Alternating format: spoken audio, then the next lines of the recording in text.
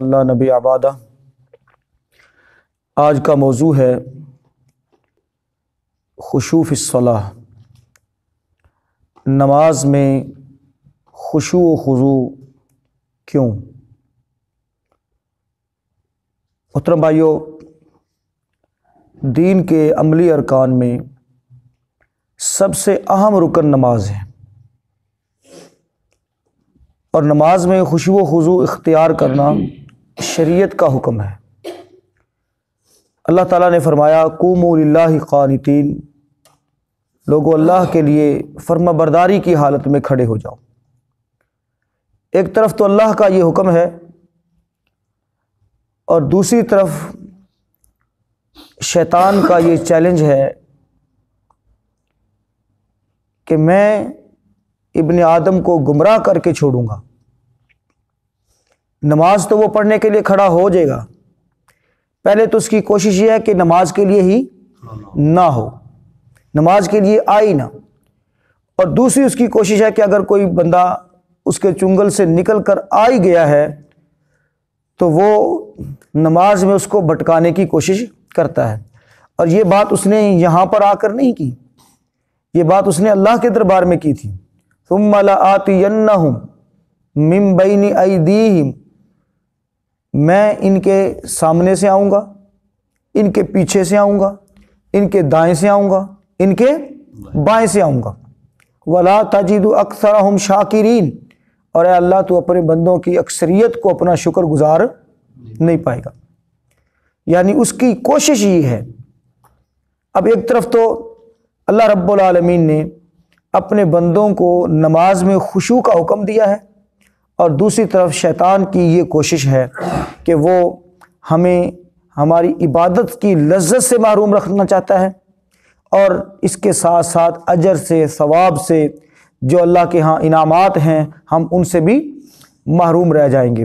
تو اس اعتبار سے شیطان کا یہ وار ہمارے اوپر کامیابی کے ساتھ چل رہا ہے، اور رسول اللہ صلی اللہ علیہ وسلم کی یہ پیشین گوئی کہ جس میں فرمایا سب سے پہلے دین سے جو چیز رخصت ہوگی وہ خشوع ہوگا۔ خشوع، للہیت، اللہ کا خوف، کسی بھی کام کے اندر کرنے میں صرف اور صرف مقصود اللہ کی رضا، یہ چیز رخصت ہو جائے گی۔ فوٹو سیشن آ جائے گا، اس کے اندر دکھاوا آ جائے گا، اس کے اندر ایکٹنگ آ جائے گی، سمجھ رہے نا بات کو؟ یعنی یہ چیزیں آ جائیں گی، بندہ فزیکلی وہاں پر موجود ہوگا لیکن ذہنی اعتبار سے، خیالات کے اعتبار سے وہ کہیں اور گھوم رہا ہوگا۔ یہ چیز سب سے پہلے رخصت ہونے والی ہے، سب سے پہلے رخصت ہونے والی ہے۔ اور پھر فرمایا سب سے آخر میں نماز کی چھٹی، یعنی وہ جو فزیکلی بندہ نماز کے اندر آ کر کھڑا ہوتا ہے، پھر ایک وقت آئے گا کہ اس سے بھی بندوں کی چھٹی ہو جائے گی۔ فرمایا پھر تمہیں ایک نمازی بھی ایسا نہیں ملے گا، ایک نمازی بھی ایسا نہیں ملے گا جس میں کوئی بھلائی نظر آئے۔ نماز یعنی وہ پڑھے گا لیکن اس کے اندر بھلائی نہیں ہوگی، نماز وہ پڑھے گا اس کا عہد نہیں ہوگا، نماز وہ پڑھے گا اس کے معاملات سارے کے سارے کیا ہوں گے؟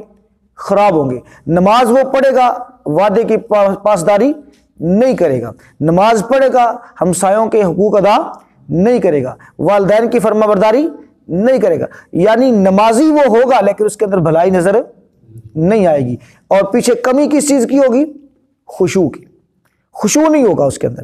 تو پھر فرمایا جب تمہیں نمازی میں نماز کے اندر خشوع و خضوع نظر نہ آئے، یعنی خشوع و خضوع جب رخصت ہو جائے تو پھر محترم بھائیو، یعنی ایسا شخص اس کے اندر کسی قسم کی کوئی بھلائی نہیں ہوگی جس کے اندر سے خشوع و خضوع رخصت ہو گیا۔ رسول اللہ صلی اللہ علیہ وسلم کے اس قول کی روشنی میں اگر ہم دیکھیں تو ہم میں سے اکثریت کی نمازوں کا حال یہی ہے، سوائے ان لوگوں کے جن پر اللہ تعالیٰ رحم فرمائے۔ تو اس کے برعکس وہ لوگ بھی ہیں جن کے بارے میں اللہ تعالیٰ نے فرمایا قد افلح المؤمنون، تحقیق مومن کامیاب ہو گئے، الذین هم فی صلاتہم خاشعون، وہ مومن کامیاب ہو گئے جو اپنی نمازوں کے اندر خشوع و خضوع اختیار کرتے ہیں، جن کی نمازوں میں خشوع و خضوع ہے، لاہیت ہے، ڈر ہے، اور وہ حاضر قلبی سے، حاضر دماغی سے نماز ہی پڑھ رہے ہوتے ہیں۔ یعنی وہ جب نماز پڑھ رہے ہوتے ہیں وہ تب نماز میں ہوتے ہیں، یہ نہیں کہ نماز پڑھ رہے ہیں تو وہ دکان پہ گئے کھڑے ہیں، نماز پڑھ رہے ہیں تو وہ کسی اور جگہ پر ہیں، نماز پڑھ رہے ہیں تو وہ ڈکے چ کام کرتے پے نے، نماز پڑھتے پے تو انہوں نے پانی لایا ہے، نماز پڑھتے پے تو وہ سودا بیچ رہے ہیں، نہیں، وہ صرف پھر اس وقت کیا کر رہے ہوتے ہیں؟ نماز پڑھ رہے ہوتے ہیں، یعنی نماز کے اندر خشوع و خضوع اختیار کرتے ہیں۔ خشوع جو ہے، اب آپ سوال یہ بنتا ہے کہ خشوع کیا ہے؟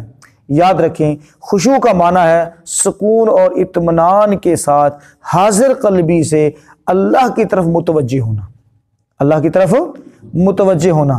اور نماز میں اسی لیے وقار اور تواضع کو ضروری قرار دیا گیا ہے، نماز ادا کرنا۔ خشوع کا سبب اللہ کا خوف اور اس کا ڈر ہے، اللہ کا خوف اور اس کا ڈر ہے کہ میں بادشاہوں کے بادشاہ کے دربار میں کھڑا ہوں، میں شہنشاہ کے دربار کے اندر کھڑا ہوں۔ اور آپ سب جانتے ہیں کسی صدر کے سامنے، کسی وزیر اعظم کے سامنے، جج کے سامنے بندہ جا کر کھڑا ہوتا ہے تو بالکل اٹینشن ہوتا ہے جی، اس کے اندر یعنی وہ ایک پاؤں پر کبھی کھڑا ہو رہا ہے، کبھی دوسرے پاؤں پر کھڑا ہو رہا ہے، کبھی کان کھجا رہا ہے، کبھی بال سیدھے کر رہا ہے، اس کی یہ حالت نہیں ہوتی، بلکہ کیا ہوتا ہے؟ بالکل ٹینشن کھڑا ہوتا ہے۔ تو ایسے ہی رب کے سامنے جب کھڑا ہو تو وہ بندہ اپنے کپڑے سیدھے کرنے میں نہ لگا رہے، اپنے بال سنوارنے میں نہ لگا رہے، اپنے خیالات کو بھی یکجا کرے اور اسی طرح سے اپنی حالت کو بھی سکون پر لائے۔ اس چیز کا نام کیا ہے؟ خشوع و خضوع ہے۔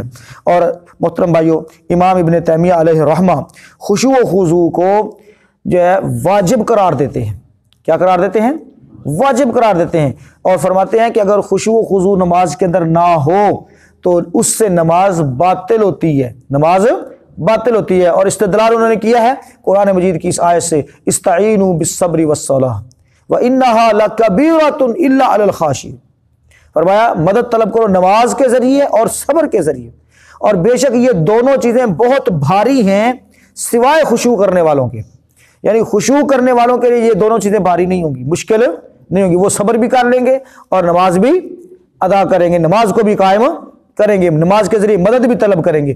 اور جس کے اندر خشوع و خضوع نہیں ہے اس کی نماز بھی چٹ، اس کے اندر صبر بھی نہیں آ سکتا۔ تو محترم بھائیو یاد رکھیے، یہ جو مذمت کی ہے نا اللہ رب العالمین نے، ان الفاظ کے اندر مذمت ہے، الا علی الخاشعین، مذمت، اور سب جانتے ہیں کہ مذمت اس کام کی ہوتی ہے جس میں واجب ترک کر دیا جائے، واجب چھوڑا جائے، اس وقت مذمت کرتی ہے شریعت مبارکہ۔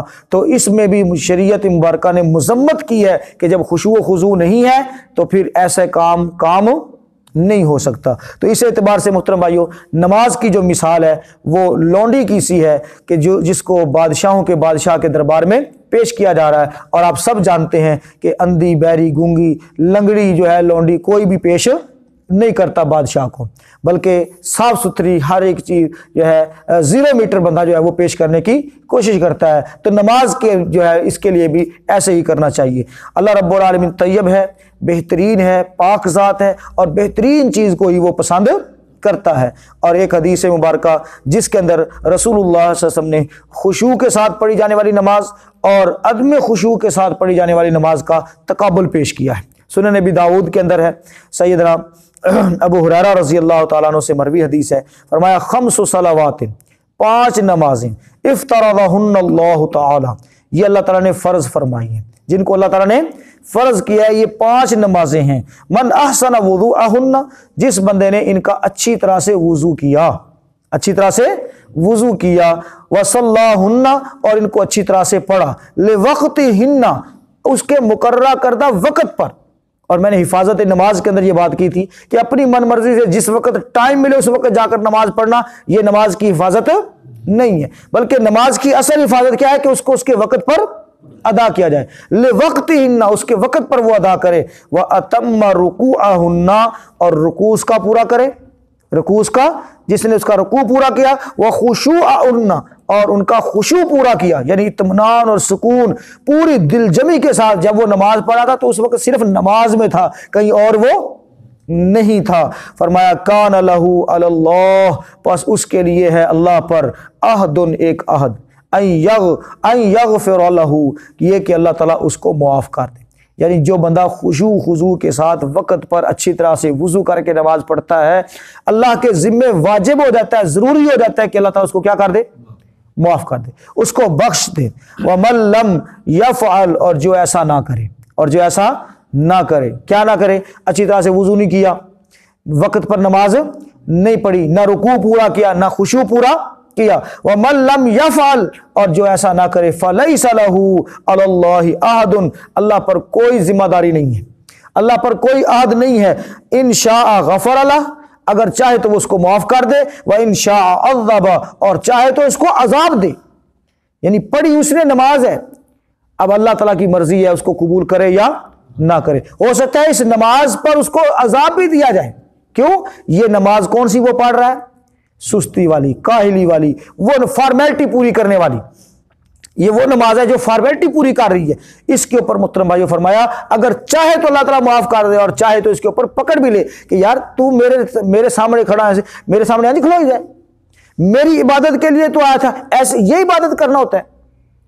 تو بھائیو یہ اللہ کی مرضی ہے. اور دوسری حدیث میں جو صحیح بخاری شریف کے اندر ہے، اللہ کے رسول صلی اللہ علیہ وسلم نے فرمایا من توضأ فاحسن الوضوء، جس نے وضو کیا بہت اچھا وضو کرنا، بہت اچھا وضو کرنا. ثم صلی رکعتین، پھر اس نے دو رکعت نماز پڑھی، 2 رکعت نماز پڑھی.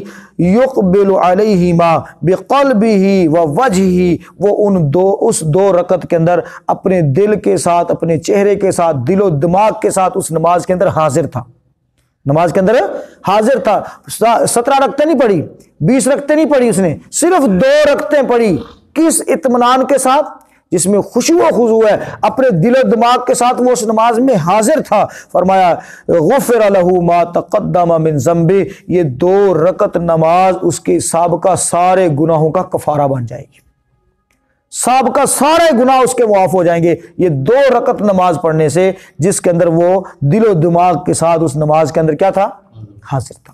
تو بھائیو بہت لمبی چوڑی باتیں، اس لیے اللہ کے رسول صاحب نے ایک شخص کو فرمایا تھا نا کہ فرض نمازیں تو پوری کر لے، فرض پورے کر لے فرائض کو. اس نے کہا میں اس میں نہ کمی کروں گا نہ میں زیادتی کروں گا. اللہ کے رسول صلی اللہ علیہ وسلم جب وہ جا رہا تھا نا، فرمایا جس نے جنتی دیکھنا ہو اس بندے کو دیکھ لو. کیوں؟ فرائض کو پورا کرنا. ہم کیا 100 رکعتیں نفل پڑھ رہے ہیں ہر رمضان کے اندر جناب، اس کے بعد پھر چھٹی بالکل ختم.